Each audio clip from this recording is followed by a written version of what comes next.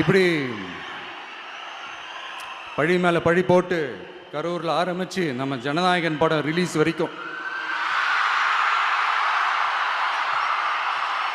ஆனால் அந்த ரிலீஸ் பிரச்சனையில் நிறைய பேர் குரல் கொடுத்தாங்க. முக்கியமாக நம்மளுடைய முதல்வர் அவர்கள் கூட பூசி மொழிகி பட்டும் படாமல் குரல் கொடுத்தாங்க. But what ever it is, குரல் கொடுத்த அவங்களுக்கும் மற்றவங்க எல்லாருக்கும் இந்த நேரத்தில் என்னுடைய நன்றியை தெரிவிச்சுக்கிறேன்.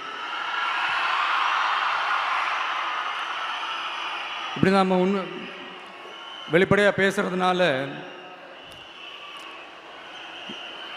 சிஎம் சாரோட மனநிலை இப்போ எப்படி இருக்கும் தெரியுமா?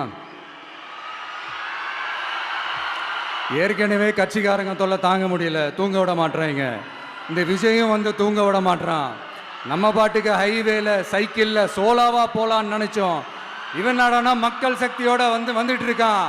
இவன் தான் கேள்வி கேட்கறான்னு பார்த்தா மக்களையும் கேள்வி கேட்க வைக்கிறான். 1000 ரூபாய் கொடுத்துட்டு இருந்தோம், 5000 ரூபாய் கொடுத்து ஏமாத்தலான்னு பார்த்தா அதையும் கேள்வி கேட்க வைக்கிறான். விசில் சத்தம் வேற விண்ண முட்டுது. கூட்டணி கட்சிகள் தொல்லை வேற தாங்க முடியல. இவன் பண்ற பிரச்சாரத்தையாத்த முடக்கலான்னு பார்த்தா அப்பவும் மக்கள் அவன் பின்னாடி தான் நிக்கிறாங்க. என்ன பண்றது ஏது பண்றதுன்னு தெரியாத ஒரு மனநிலையில இருப்பாரு. ஆனா சார், நீங்க இந்த விஜயம் முடக்கலாம், ஆனா ஒவ்வொரு வீட்டில் இருக்கிற ஒவ்வொரு விஜயையும் உங்களால முடக்கவே முடியாது.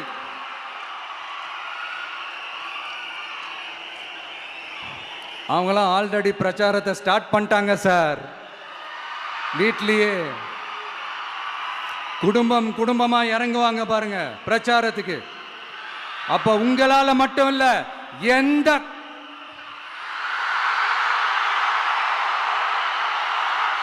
யாராலையும் தடுக்க முடியாது.